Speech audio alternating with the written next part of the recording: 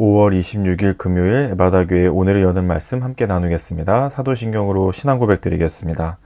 나는 전능하신 아버지 하나님 천지의 창조주를 믿습니다. 나는 그의 유일하신 아들 우리 주 예수 그리스도를 믿습니다. 그는 성령으로 잉태되어 동정녀 마리아에게서 나시고 본디오 빌라도에게 고난을 받아 십자가에 못 박혀 죽으시고 장사된 지 사흘 만에 죽은 자 가운데서 다시 살아나셨으며 하늘에 오르시어 전능하신 아버지 하나님 우편에 앉아 계시다가 거기로부터 살아있는 자와 죽은 자를 심판하러 오십니다. 나는 성령을 믿으며 거룩한 공교회와 성도의 교제와 죄를 용서받는 것과 몸의 부활과 영생을 믿습니다. 아멘.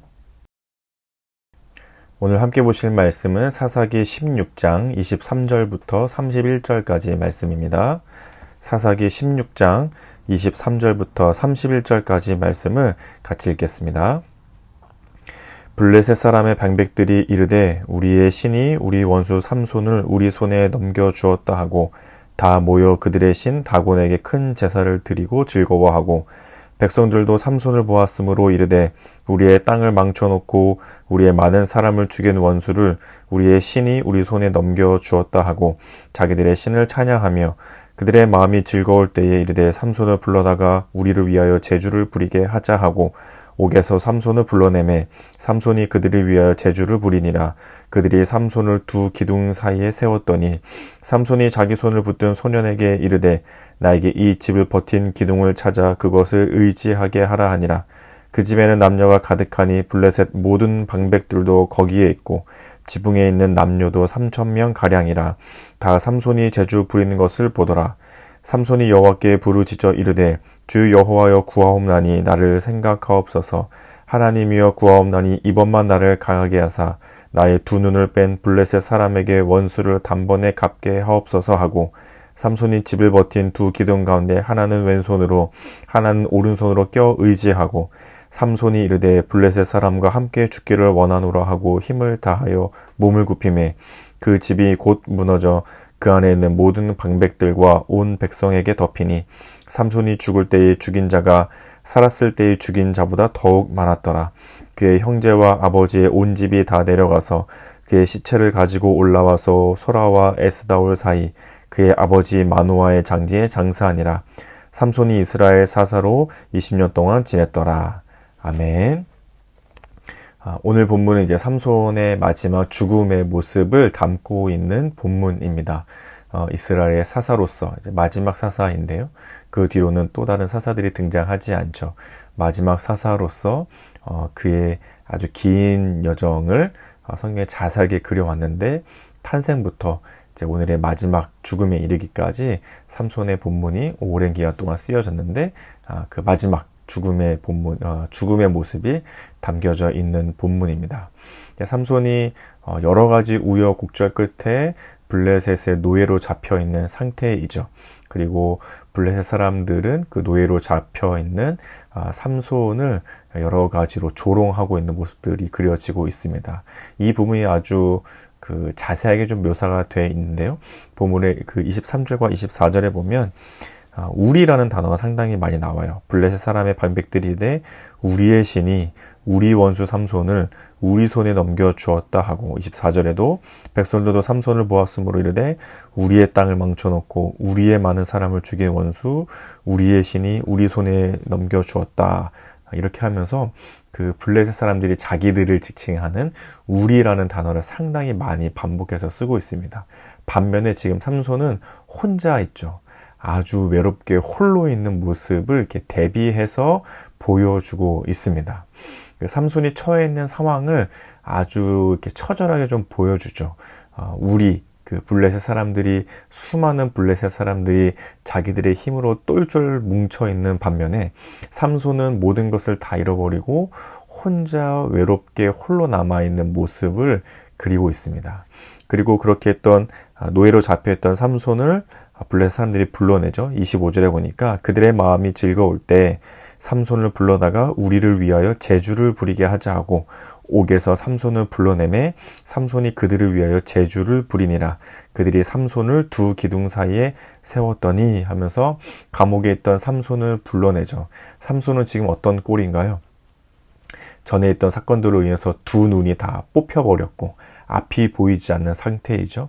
그리고 모든 힘을 다 잃어버리고 그 괴력의 힘의 상징이었던 삼손이 모든 것을 다 잃어버리고 눈은 뽑히고 힘은 다 사라져버렸고 아주 비참하게 감옥에 gat혀 있는 상태였다가 블레셋 사람들이 삼손을 끌어내죠.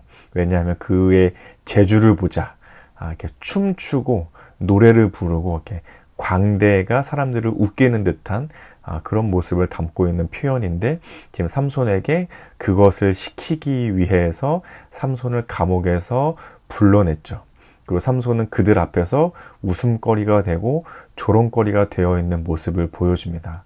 한때에는 블레셋 사람들의 가장 강력한 적이었고 1000명을 죽이기도 하고 나귀의 턱뼈 하나만 가지고 수많은 사람들을 쳐 죽이면서 블레셋의 아주 강력한 대적으로 떠올랐던 삼손이었는데, 지금은 너무나도 비참하죠. 그리고 아주 외롭습니다.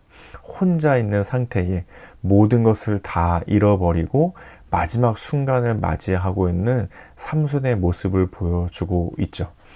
너무너무 비참한 모습으로 삼손의 마지막을 그려주고 있습니다.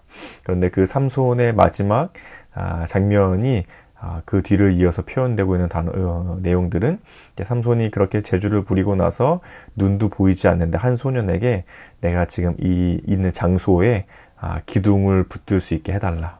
그래서 양손에 그 천장을 받치고 있던 기둥을 무너뜨리죠. 그리고 하나님께 기도하잖아요. 하나님, 이번 한 번만 저를 기억하셔서 저기 힘을 주십시오 하면서 힘을 다해서 그 기둥을 무너뜨렸고, 당시에 그것을 구경하고 있던 사람들이 3000명이나 되었다라고 성경에 기록하고 있는데, 아마 그 3000명이 싹 몰살하게 되는 마지막 기적과 같은 장면을 보여주게 되죠. 이 장면, 이 모습을 히브리서 11장 23절에서는 삼손의 이름을 거론하고 있습니다. 내가 무슨 말을 더하리요? 기드온, 바락, 삼손, 입다, 다윗 및 사무엘과 선지자들의 일을 말하려면 내게 시간이 부족하리로다. 히브리서 11장 32절인데요. 여기에 삼손의 이름이 나옵니다. 히브리서 11장은 앞에서부터 읽어보시면 아시겠지만 믿음의 조상들에 대한 말씀을 전해주고 있습니다. 하나님으로부터 시작된 그 믿음이 노아, 아브라함, 이렇게 해서 우리가 잘 알고 있는 그 신앙의 인물들을 통해서 전해지는데, 쭉 그 얘기들을 하다가 11장 32절에서는 그 중에 한 명인 삼손도 얘기를 하고 있습니다. 그러니까 곧 삼손도 믿음의 사람이었다라고 히브리서에서는 말씀하고 있는 거죠.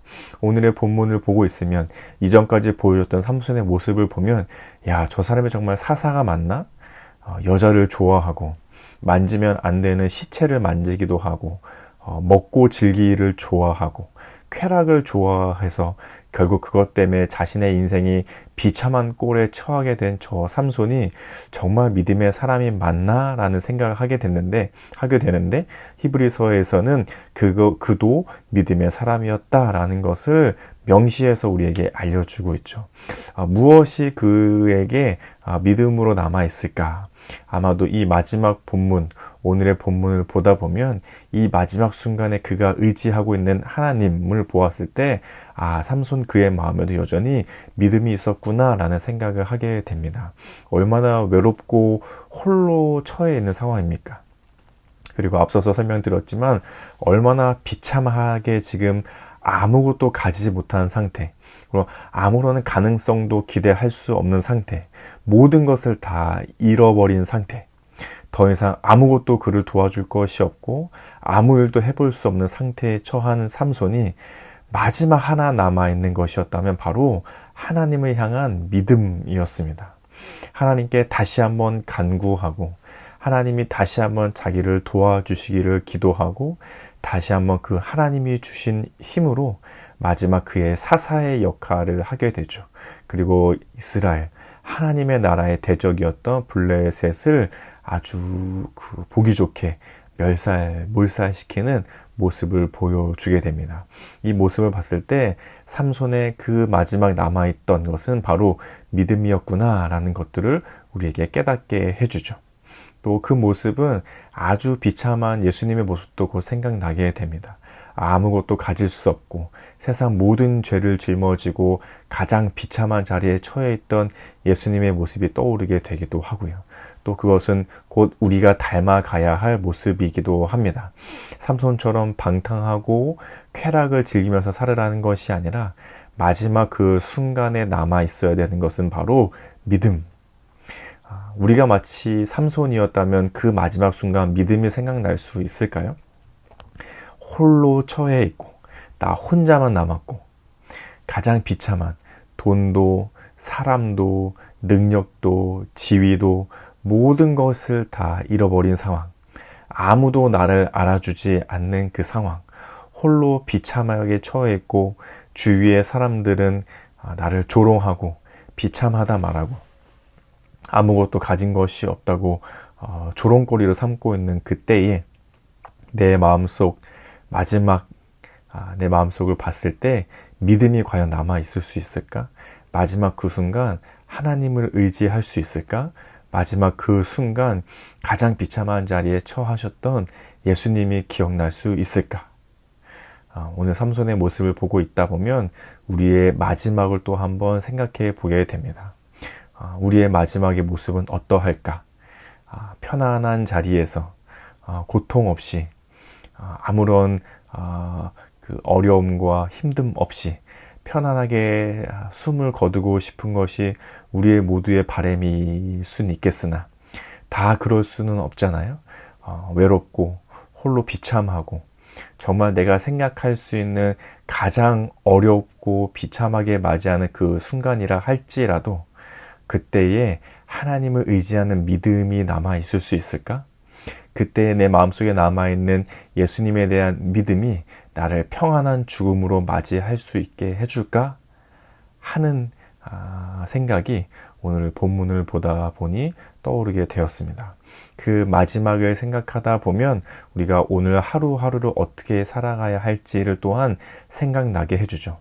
마지막 그 순간 모든 것이 다 없고 비참한 그 순간에도 하나님을 의지하는 믿음이 예수님을 의지하는 믿음이 나를 평안한 죽음으로 맞이할 수 있도록 평안한 하나님의 나라로 나를 인도해 줄 수 있는 믿음으로 남아 있으려면 오늘 하루 나는 어떻게 살아가야 할까? 예전에 봤던 한 만화에서 이런 장면이 기억났습니다. 그 여름밤에 젊은 청년과 나이가 지긋하신 할아버지가 이제 원두막에 앉아서 대화를 나누는 장면이었는데요. 할아버지가 젊은이에게 이러저러한 꿈을 물어봤어요. 뭐가 되고 싶었나? 지금은 뭐가 되고 싶은가? 청년은 선생님도 되고 싶었고, 대통령도 되고 싶었고, 이런 얘기를 하다가 지금은 꿈이 뭔가? 직장에 취직해서, 굶지 않고 잘 먹고 사는 이런 것들을 막 얘기했어요. 그러자 그 나이 지긋하신 할아버지가 청년에게 이렇게 얘기했습니다. 죽기 직전에 못다 먹은 밥 한 끼가 생각날 것 같은가? 아니면 못다 이룬 꿈이 생각날 것 같은가? 우리는 오늘의 삼손의 본문을 보면서 우리의 마지막을 한번 생각해 볼 수 있을 것 같습니다. 마지막 그 순간에 내 마음속에 남아있는 것은 과연 무엇일까? 하나님을 의지하는 믿음? 예수님을 신뢰하고 믿고 있는 그 믿음이 내 마음속에 남아있을 수 있을까? 이런 질문을 가지고 오늘 하루를 살아내고 오늘 나의 마지막을 생각하면서 우리의 기도 제목을 삼을 수 있으면 좋겠습니다. 이렇게 같이 기도 제목으로 같이 기도하면 좋을 것 같은데요. 오늘 하루 가장 어려운 순간 믿음으로 하나님을 의지하도록 그리고 나의 삶의 마지막에 믿음으로 예수님을 의지하는 삶이 되게 하소서. 오늘 하루를 지내시면서 나에게 닥쳐오는 어려운 그 순간에 하나님을 의지하는 믿음이 또 나의 삶의 마지막 그 순간에 예수님을 의지하는 그 믿음이 남아있을 수 있도록 오늘 하루를 살아가실 수 있으면 좋겠습니다. 그리고 우리 가정과 교회와 나라와 세계를 위해서는 가정을 위해서는 어려운 일에도 함께 믿음으로 이겨나갈 든든한 서로가 되어주는 가정 되도록 교회를 위해서는 눈에 보이는 만족을 위한 믿음이 아니라 그 어느 것으로도 빼앗길 수 없는 믿음으로 자라가는 교회 되도록 나라와 세계를 위해서는 전쟁, 기근, 갈등, 소외 등 세계 곳곳의 어려운 이들에게 믿음이 소망이 되도록 이렇게 기도 제목으로 같이 기도해 주시면 좋겠습니다. 그리고 우리 공동체 기도 제목으로는 박유찬 집사님을 위해서 같이 기도하겠습니다. 개인의 기도 제목으로는 성령 체험하기를 원합니다. 가정을 위해서는 하나님 만나서 이전처럼 살지 않고 사명감 있는 삶이 되길 기도합니다.